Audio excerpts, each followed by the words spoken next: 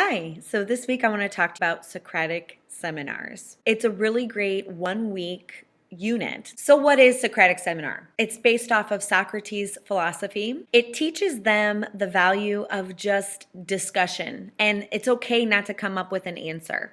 Questions lead to more questions, and that's okay. And we can learn a lot just from that. The official definition of a Socratic seminar is a formal discussion that helps students achieve deeper understanding about ideas and values in a text. It helps them question. It teaches them to articulate their point of view. So the way that I break it down is like this. Day 1, you introduce what Socratic Seminar is.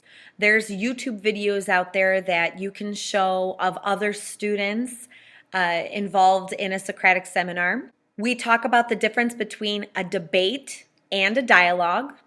And Socratic Seminar is more of a dialogue. It's just a discussion. It's not a debate. I'll also have students do a little bit of mini research on Socrates during this time, just so that they can know who this guy was and why are his philosophies being used today. Day 2, we read the text aloud.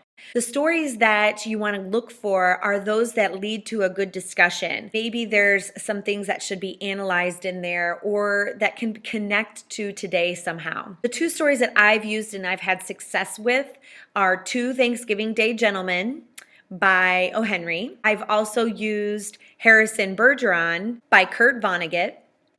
And I use that one when we are about to read The Giver.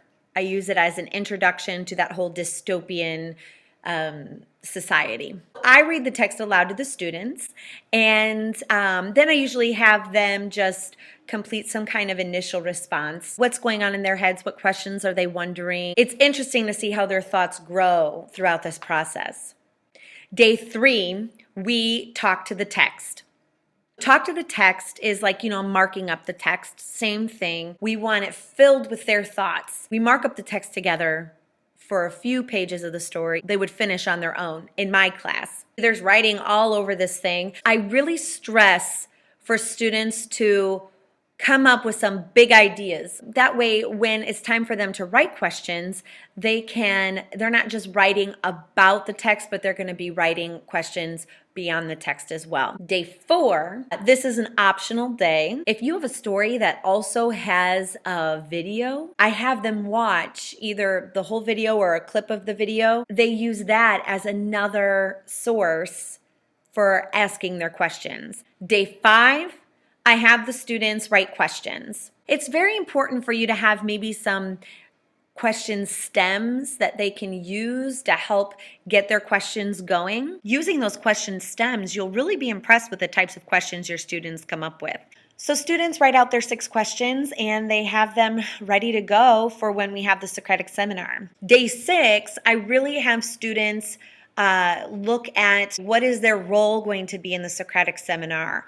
What are their expectations going to be during the Socratic Seminar? What goals are they going to set for themselves during the Socratic Seminar? So finally, day 7, you have your seminar. You divide your class in half. The first group will sit in a circle in the center of the room and have their discussion. Each student in the center circle will have a partner that is not in the discussion at that time.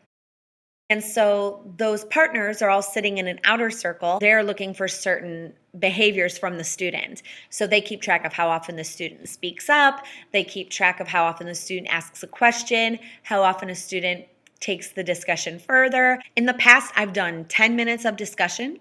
And so after 10 minutes, that's halftime.